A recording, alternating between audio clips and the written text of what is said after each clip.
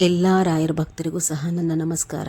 ಇವತ್ತು ನೀವು ನೋಡ್ತಾ ಇರುವಂತಹದ್ದು ರಾಯರ ದ್ವಾದಶಿ ಅಲಂಕಾರ. ಇಂದಿನ ದಿನ ಮಂತ್ರಾಲಯದಲ್ಲಿ ದ್ವಾದಶಿ ಅಲಂಕಾರವನ್ನು ನೀವು ನೋಡ್ತಾ ಇರುವಂತಹದ್ದು. ಇವತ್ತು ಯಾವ ವಿಚಾರದ ಬಗ್ಗೆ ನಾನು ನಿಮ್ಮೊಟ್ಟಿಗೆ ಮಾತಾಡ್ತಾ ಇದ್ದೀನಿ, ನಮ್ಮ ಮನೆಯಲ್ಲಿ ರಾಯರ ಫೋಟೋ ಅಥವಾ ವಿಗ್ರಹ ಇದೆ ಅಂತಾದರೆ ಮಡಿ ಮೈಲಿಗೆಯನ್ನು ಯಾವ ರೀತಿ ನಾವು ಪಾಲನೆ ಮಾಡ್ಕೋಬೇಕು ಅಂತಂದು ನೋಡಿ. ನಾನು ಪದೇ ಪದೇ ಹೇಳ್ತಾ ಇರ್ತೀನಿ, ದೇವರ ವಿಚಾರದಲ್ಲಿ ಪೂಜೆ ಪುನಸ್ಕಾರಗಳು ಬೇರೆ, ರಾಯರ ವಿಚಾರದಲ್ಲಿ ಪೂಜೆ ಪುನಸ್ಕಾರಗಳು ಸ್ವಲ್ಪ ಬೇರೆ ರೀತಿಯಾಗಿರುತ್ತೆ. ಅವರು ಮನನಲ್ಲಿದ್ದಾರೆ ಅಂತಂದರೆ ಕೆಲವೊಂದು ನೀತಿ ನಿಯಮ ಮಡಿ ಮೈಲಿಗೆಯನ್ನು ನಾವು ಪಾಲನೆ ಮಾಡಿದಾಗಲೇ ನಾವು ಒಳಿತನ್ನು ಕಾಣೋದಕ್ಕೆ ಸಾಧ್ಯ. ರಾಯರು ಇವೆಲ್ಲವನ್ನು ನೋಡ್ತಾರ. ಮನಸ್ಸಿನಲ್ಲಿ ಸ್ವಚ್ಛವಾದಂತಹ ಶುದ್ಧ ಭಕ್ತಿ ಇದ್ದರೆ ಸಾಲದ, ಇದೆಲ್ಲ ಬೇಕಾ ಅನ್ನುವಂತಹ ಪ್ರಶ್ನೆ ಕೆಲವು ಮನಸ್ಸಿನಲ್ಲಿ ಕಾಡಬಹುದು. ರಾಯರಿಗೆ ಶುದ್ಧ ಭಕ್ತಿ, ಶುದ್ಧ ಮನಸ್ಸು, ಎಲ್ಲರನ್ನೂ ನಮ್ಮಂತೆ ಕಾಣುವಂತಹ ಒಂದು ಮನಸ್ಥಿತಿಯನ್ನೇ ಅವರು ನೋಡುವಂಥದ್ದು. ಅದರ ಜೊತೆಗೆ ಅವರು ನಮ್ಮ ಮನೆಯಲ್ಲಿ ಇದ್ದಾರೆ ಅಂತ ಅಂದಾಗ ಕೆಲವೊಂದು ನೀತಿ ನಿಯಮಗಳನ್ನ, ಸ್ವಚ್ಛತೆಯನ್ನು ಮನೆಯಲ್ಲಿ ಕಾಪಾಡಿಕೊಂಡಾಗ ಅವರಿಗೆ ಸಲ್ಲಿಸಬೇಕಾದಂತಹ ಗೌರವವನ್ನು ನಾವು ಪರಿಪೂರ್ಣವಾಗಿ ಅವರಿಗೆ ಸಲ್ಲಿಸಿದಾಗ ಮನೆ ಏಳಿಗೆಯತ್ತ ಸಾಗುತ್ತೆ. ಎಲ್ಲದರಲ್ಲೂ ಸಹ ಒಳಿತನ್ನು ಕಾಣ್ತಾ ಹೋಗ್ತೀವಿ. ಈಗ ಯಾತಕ್ಕೋಸ್ಕರ ರಾಯರ ಫೋಟೋವನ್ನು ನಾವು ತಂದಿಟ್ಕೋತೀವಿ? ನಮಗೆ ಒಳ್ಳೆಯದಾಗಲೇಬೇಕು, ಜೀವನದಲ್ಲಿ ನಾವು ನೆಮ್ಮದಿಯಾಗಿರಬೇಕು, ನಮ್ಮ ಸಮಸ್ಯೆಗಳೂ ಕಳಿಬೇಕು, ನಾಲ್ವರಂತೆ ನಾವು ಆಗಬೇಕು, ನಮ್ಮ ಮಕ್ಕಳು ಜೀವನದಲ್ಲಿ ಒಂದು ದಡ ಮುಟ್ಟಬೇಕು, ಅಥವಾ ಮಕ್ಕಳಿಲ್ಲ, ಮದುವೆ ಆಗಿಲ್ಲ, ದಾಂಪತ್ಯ ಜೀವನ ಸರಿ ಇಲ್ಲ, ಹೀಗೆ ನಾನಾ ತರಹದ ತೊಂದರೆಗಳು ಕಮೆಂಟ್ಸ್ಗಳಲ್ಲಿ ಹೇಳ್ಕೋತೀರಾ. ಮನಸ್ಸಿಗೆ ಬಹಳ ನೋವಾಗುತ್ತೆ. ಅವರೆಲ್ಲರಿಗೂ ಸಹ ನಾನು ಮನಸ್ಫೂರ್ತಿಯಾಗಿ ಒಂದೇ ಮಾತು ಹೇಳಲಿಕ್ಕೆ ಇಷ್ಟಪಡ್ತೀನಿ, ರಾಯರ ವ್ರತಗಳನ್ನು ಹಿಡಿರಿ. ವ್ರತಗಳಿಗೆ ಬಹಳಷ್ಟು ಶಕ್ತಿ ಇರುತ್ತೆ. ಪ್ರತಿನಿತ್ಯ ನಾವು ರಾಯರ ಪೂಜೆ ಮಾಡೇ ಮಾಡ್ತೀವಿ. ಅದನ್ನು ಹೊರತುಪಡಿಸಿ ನಾವು ಈ ಥರ ಸಮಸ್ಯೆಗಳಿದ್ದಾಗ ವಿಶೇಷವಾದಂತಹ ಶಕ್ತಿ ಇರುವಂತಹದ್ದು ವ್ರತಗಳಿಗೆ. 21 ದಿನದ ವ್ರತ ಹಿಡೀರಿ, 48 ದಿನದ ವ್ರತ ಹಿಡೀರಿ.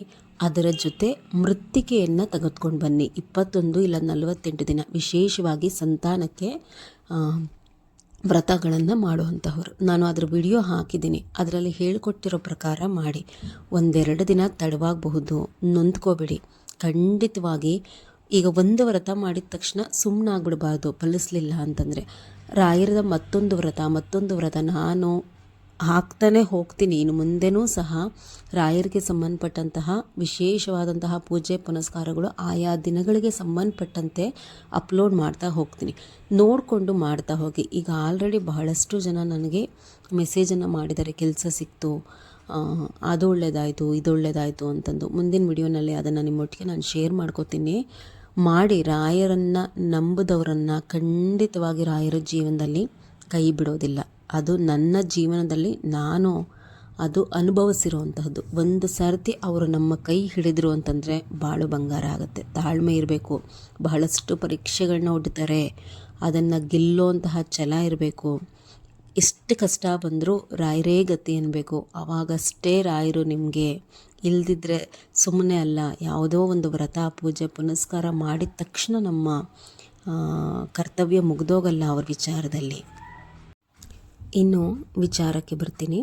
ಕೇವಲ ರಾಯರ ಫೋಟೋವನ್ನು ಮನೆಗೆ ತಂದಿಟ್ಕೊಂಡು ಇಟ್ಟುಬಿಟ್ರೆ ನಮ್ಮ ಜವಾಬ್ದಾರಿ ಮುಗ್ದೋಗೋದಿಲ್ಲ. ಅವರಿಗೆ ಪ್ರತಿನಿತ್ಯವೂ ಸಹ ಸಕಾಲಕ್ಕೆ ಪೂಜೆ ಪುನಸ್ಕಾರಗಳನ್ನ ನೆರವೇರಿಸಲೇಬೇಕು.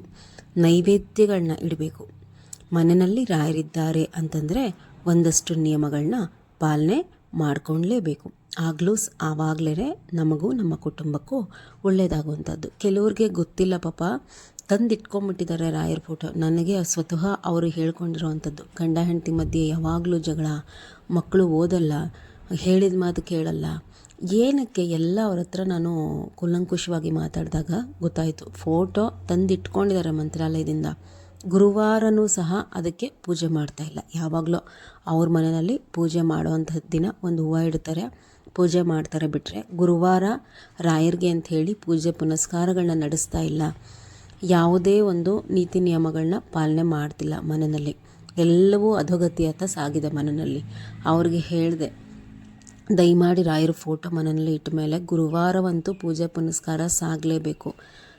ಆಗಲಿಲ್ಲ ಅಂತಂದರೆ ತಗೊಂಡೋಗಿ ಹೊರಗಡೆ ಇಟ್ಬಿಡಿ. ನೀವು ಈ ರೀತಿ ಎಲ್ಲ ಮಾಡೋದೇ ಆದರೆ ಸುಮ್ಮನೆ ಮನೆಯಲ್ಲಿ ಇಲ್ಲದೇ ಇರೋ ತೊಂದರೆಗಳನ್ನ ತಂದು ಎಳ್ಕೊಬೇಡಿ ಮೈ ಮೇಲೆ. ಖಂಡಿತವಾಗ್ಲೂ ಇದಾಗುತ್ತೆ.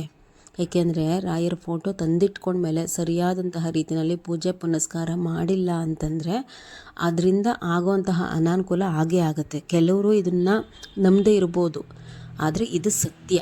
ಏಕೆಂದರೆ ದಿನ ಬೆಳಗಾದರೆ ನನ್ನೊಟ್ಟಿಗೆ ಸಮಸ್ಯೆಗಳನ್ನ ಹೇಳ್ಕೊಳ್ಳೋವಂಥವ್ರು ನೂರಾರು ಜನ. ನಿಮಗೆ ನಂಬಿಕೆ ಇದ್ದರೆ ನಾನು ಹೇಳೋದನ್ನು ಫಾಲೋ ಮಾಡಿ. ರಾಯರ ಫೋಟೋ ಮನೆಯಲ್ಲಿ ಇದೆ ಅಂತಂದರೆ ಪ್ರತಿನಿತ್ಯ ನಾವು ನೆಲವನ್ನು ಒರೆಸಲೇಬೇಕು. ಅದು ರಾಯರ ವಿಚಾರಕ್ಕೆ ಮಾತ್ರ ಅಂತಲೇ ಅಲ್ಲ, ಮನೆಯಲ್ಲಿ ನೆಗೆಟಿವ್ ಎನರ್ಜಿ ಅನ್ನುವಂಥದ್ದು ಉಳಿಯೋದಿಲ್ಲ. ಯಾಕೆ ನಾವು ಪ್ರತಿನಿತ್ಯ ನೆಲ ಒರೆಸಬೇಕು? ರಾಯರು ಮಾನವ ಜನ್ಮ ಎತ್ತಿ ಬದುಕನ್ನು ಸಾಗಿಸಿದ್ರಲ್ವ, ಆಗ ಶುಚಿತ್ವಕ್ಕೆ ಬಹಳ ಒತ್ತನ್ನು ಕೊಡ್ತಾಯಿದ್ರಂತೆ. ಯಾಕೆಂದರೆ ಎಲ್ಲಿ ಶುಚಿತ್ವ ಇರುತ್ತೋ ಅಲ್ಲಿ ಲಕ್ಷ್ಮೀನಾರಾಯಣನ ಸಾನ್ನಿಧ್ಯ ಇದ್ದು ಬೇಗ ನಮ್ಮ ಪೂಜಾ ಫಲಗಳು ಲಭಿಸಿಬಿಡುತ್ತೆ ಅಂತಂದು. ಹಾಗಾಗಿ ಕಷ್ಟ ಆದರೂ ಪರವಾಗಿಲ್ಲ, ದಯಮಾಡಿ ನೆಲವನ್ನು ಪ್ರತಿನಿತ್ಯ ಒರೆಸುವಂತಹ ಅಭ್ಯಾಸ ಮಾಡ್ಕೊಳ್ಳಿ. ಇನ್ನು ಅಂಗಳವನ್ನು ಪ್ರತಿನಿತ್ಯ ಗುಡಿಸಿ ಸ್ವಲ್ಪ ನೀರು ಹಾಕಿ ಸಾರಿಸಿ ಒರೆಸಿ ಒಂದು ರಂಗವಲ್ಲಿ ಹಾಕುವಂತಹ ಅಭ್ಯಾಸ ಮಾಡ್ಕೋಬೇಕು. ಪ್ರತಿನಿತ್ಯ ಹೆಣ್ಮಕ್ಳು ಹೊರಗಡೆ ಹೊಸ್ತಿಲಿರುತ್ತಲ್ವ, ಒಂದು ಬಟ್ಟೆ ಇಟ್ಕೊಂಡು ಆ ಬಟ್ಟೆಯನ್ನು ನೀರಿನಲ್ಲಿ ಅದ್ದಿ ಪ್ರತಿನಿತ್ಯ ಹೊಸಲನ್ನು ಒರೆಸ್ಕೊಂಡು ಅರಿಶಿನ ಕುಂಕುಮ ಹಚ್ಚಿ ಹೂವನ್ನು ಇಟ್ಟು ಅದ್ರ ಮೇಲೆ ರಂಗೋಲಿಯನ್ನು ಹಾಕಿ ಪೂಜೆ ಮಾಡಿ. ನಂತರ ತುಳಸಿ ಪೂಜೆಯನ್ನು ಸಹ ಮಾಡಲೇಬೇಕು. ಗುರುವಾರ ರಾಯರ ಎದುರಿಗೆ ದೀಪ ಹಚ್ಚೋದಕ್ಕೆ ಮುಂಚೆ ಅಂತೂ ನೀವು ತುಳಸಿ ಗಿಡದ ಬಳಿ ನಾನು ಹೇಳಿದ್ನಲ್ಲ ಹಾಗೆ ಮಾಡಿ ಒಂದು ದೀಪ ಹಚ್ಚಿನೇ ನೀವು ರಾಯರ ಪೂಜೆ ಪುನಸ್ಕಾರವನ್ನು ಮಾಡ್ಕೋಬೇಕು. ಇಲ್ಲ ಅಂತಂದರೆ ಖಂಡಿತ ರಾಯರ ಪೂಜಾ ಫಲ ಸಿಗೋದಿಲ್ಲ. ಯಾಕೆ ಅಂತಂದರೆ ರಾಯರ ಎದುರುಗಡೆ ದೀಪವನ್ನು ಹಚ್ಚಿದಾಗ ನಮ್ಮ ಮನೆಗೆ ಬರ್ತಾರಲ್ವ, ಆವಾಗ ತುಳಸಿ ಗಿಡದ ಮುಂದೆ ದೀಪ ಉರಿತಿರೋದನ್ನು ನೋಡಿಕೊಂಡೇ ಮನೆ ಒಳಗಡೆ ಬರ್ತಾರಂತೆ ಗುರುವಾರ. ಹಾಗಾಗಿ ಬೇರೆ ದಿನ ಹಚ್ಚೋದನ್ನು ಮಿಸ್ ಮಾಡಿದ್ರು ಗುರುವಾರ ರಾಯರ ಪೂಜೆ ದಿನ ತುಳಸಿಯ ಮುಂದೆ ಒಂದು ದೀಪವನ್ನು ನೀವು ಹಚ್ಚಲೇಬೇಕಾಗತ್ತೆ. ಇನ್ನೊಂದಷ್ಟು ಕೆಲವೊಂದು ವಿಚಾರಗಳನ್ನ ನೋಡೋದಾದರೆ, ಮನೆಯಲ್ಲಿ ಪ್ರತಿನಿತ್ಯ ಎಲ್ಲರೂ ಸಹ ಸ್ನಾನ ಮಾಡ್ಕೊಳ್ಳುವಂತಹ ಅಭ್ಯಾಸ ಮಾಡ್ಕೊಳ್ಳಿ. ಅದರಲ್ಲೂ ಹೆಣ್ಣುಮಕ್ಕಳು ಸ್ನಾನ ಮಾಡ್ದಲೇ ಇರಬಾರ್ದು, ಮನೆಗೆ ದರಿದ್ರ ಬರುತ್ತೆ. ಪೂಜೆ ಮಾಡುವಂತಹ ಸಮಯದಲ್ಲಿ ಒಗೆದಂತಹ ಮಡಿ ಬಟ್ಟೆಯನ್ನು ಹಾಕ್ಕೊಂಡು ಪೂಜೆ ಮಾಡಿ. ದೇವರ ಮನೆನ ಆದಷ್ಟು ಶುಭ್ರವಾಗಿಟ್ಕೊಳ್ಳಿ. ಕೈ ಕಾಲು ತೊಳೆಯದೆ ದೇವರ ಕೊನೆಗೆ ಹೋಗಬೇಡಿ. ತುಳಸಿ ಗಿಡವನ್ನು ಒಣಗಿಸಬೇಡಿ. ನಿತ್ಯವೂ ಸಹ ನೀರನ್ನು ಹಾಕಿ. ಕರ್ಪೂರದ ಡಬ್ಬವನ್ನು ಬಾಯಿಯನ್ನು ತೆರೆದು ದೇವರ ಮನೆಯಲ್ಲಿ ಹಾಗೇ ಬಿಡಬಾರ್ದು, ಮುಚ್ಚಿಡಬೇಕು. ಪ್ರತಿನಿತ್ಯವೂ ಸಹ ದೇವರ ಮನೆಯಲ್ಲಿ ದೀಪವನ್ನು ಹಚ್ಚುವಂತಹ ಅಭ್ಯಾಸವನ್ನು ಮಾಡಿಕೊಳ್ಳಿ. ದೇವರ ಮನೆನ ಕತ್ತಲಾಗಿ ಬಿಡಬಾರ್ದು, ಅದು ಮನೆಗೆ ಶ್ರೇಯಸ್ಸಲ್ಲ. 2 ದೀಪವನ್ನಾದರೂ ಸಹ ದೇವರ ಮನೆಯಲ್ಲಿ ಹಚ್ಚಲೇಬೇಕಾಗತ್ತೆ. ಇನ್ನು ಅಮಾವಾಸ್ಯೆಯ ದಿನ ಕಳಸ ಇಡೋದ್ರ ಬಗ್ಗೆ ಹೇಳಿದ್ದೆ ನಾನು.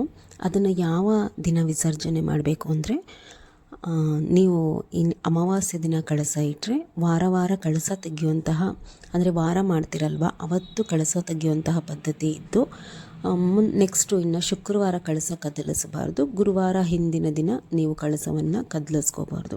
ಇಲ್ಲ ಅಂದರೆ ಮುಂದಿನ ಪೌರ್ಣಮಿ ತನಕನೂ ಸಹ ಬಿಡ್ಬೋದು.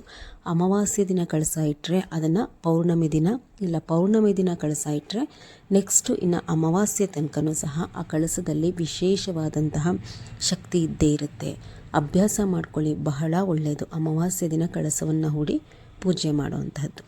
ಹಿಂದಿನ ಇನ್ಫಾರ್ಮೇಷನ್ ಇಷ್ಟ ಆಗಿದೆ ನಿಮಗೆ ಅಂತ ಹೇಳಿ ಭಾವಿಸ್ತೀನಿ. ಬಹಳ ಒಳ್ಳೆ ಪ್ರತಿಕ್ರಿಯೆಗಳನ್ನ ಕೊಡ್ತಾ ಇದ್ದೀರಾ ವಿಡಿಯೋಸನ್ನು ನೋಡಿ. ನಿಮ್ಮ ಸಪೋರ್ಟ್ ಹೀಗೆ ಇರಲಿ.